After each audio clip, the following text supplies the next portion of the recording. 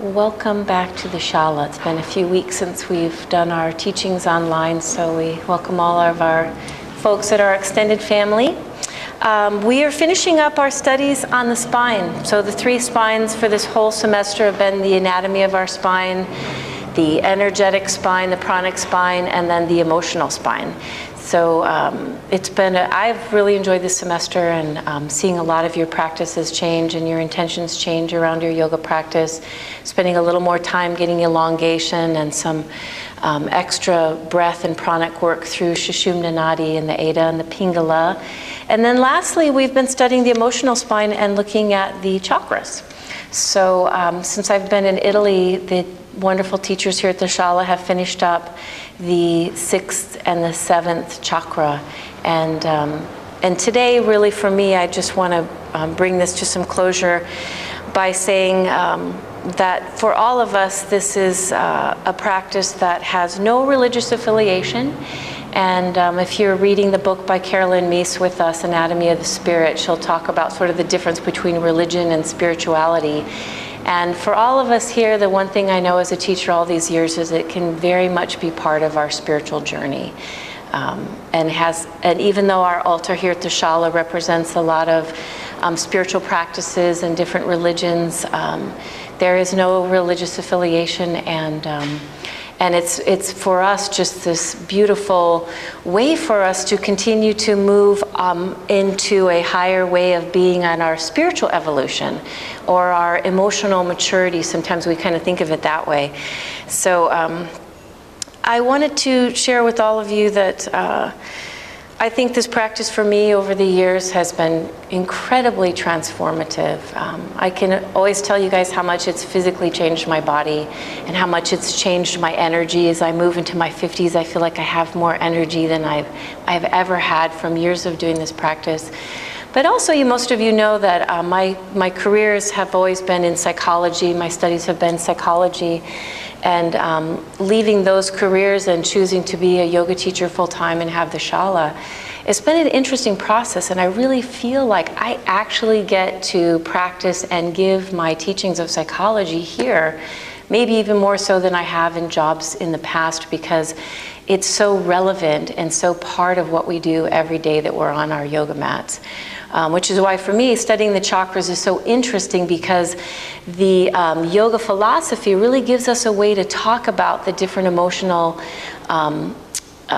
data banks as we talk about them, but also a different way for us to look at where we're moving, where we're maturing, where we're kind of stuck, where we can grow more, and also gives us a place to do that.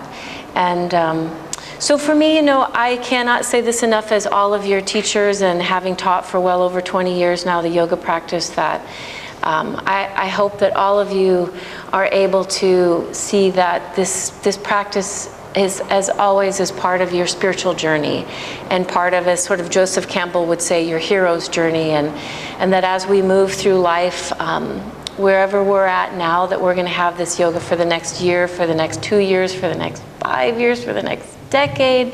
Hopefully we'll all be like super old and really healthy and cool and doing our yoga practice. But that this is a way for all of us to keep our emotional selves healthy as well. I always think in the West we're so focused on keeping our physical bodies healthy, which is very good. We need to do that. As I said, it's the only body you get. You got to take care of it if you want to have an experience on this earth, with your consciousness and your soul. You need a frame to do it in, so we have to keep our bodies healthy. But I think sometimes what gets lost for us is how each one of us in our daily lives and on our paths keep our emotional self healthy. The beautiful psychology and religion and Christian practices and Hindu practices and Jewish practices all kind of lead us on that path of self-evaluation and also self-evolution. And when we talk about yoga, we always talk about this is a practice of every one of us moving towards enlightenment or self-consciousness or We always say yoga is about self-realization. And I think sometimes, you hear that and you're like, wow, that's a big order, for us to do. But it's very simple. It's just this process as we look at the chakras as a way to kind of help us define that, to continue to mature and to move into a higher state of consciousness, a higher way of being, a more connectedness with others. And in all of that, as we were studying the chakras, you did with the teachers while I was gone, we move into higher states of our own happiness, our own contentment, our own bliss when we're able to sort of make those connections. So as always, I just want to say that I believe my job as a teacher to all of you is just to inspire you. I mean, it's that simple for me. If I can show up every day, open the Shala, provide a space for you, a little direction about your physical body, about your pranic practice, but also give you some understanding of the chakras and all of us, our spiritual path and our spiritual journey, it gives us all a place to work and to continue to grow and continue to become better versions of ourselves. And for me as a psychologist, for me as a yoga teacher, I think we can never change anyone's life, but the most we can do is create a place and love and support where people can grow and become their best versions of themselves. And so the Shala, the Ashtanga practice, the teachings, the yoga philosophy, all of that leads each one of you in that direction. And all of your paths are very different. Each one of you, your hero's journey, your chakras, you're all somewhere different in that process. But all of you in this room, whatever languaging you have around that, all of you are in that process. And it touches every single aspect of your life. The littlest things we do when we go out into our days, the way we parent our children, the way we treat our partners, the way we show up for our jobs.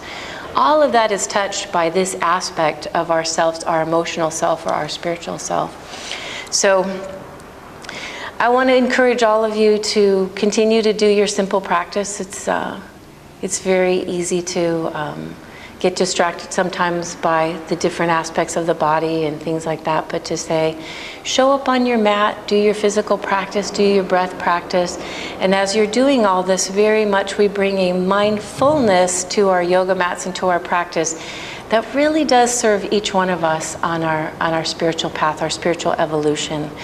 And at the end, I'll share with you a little piece from our beautiful vacation in Italy. We were able to go to Assisi, which is where St. Francis was hanging out for a while and where he still sort of resides. We went to his chapel and it was just a very powerful feeling for us, and it really connected for me on our teachings of our spiritual path, how a very simple man was able to inspire so many and continues to inspire so many on their spiritual path. This is what we do in our yoga practice. So at the end of practice today, we'll be sharing the prayer of St. Francis, which I feel like kind of sums up what we're talking about.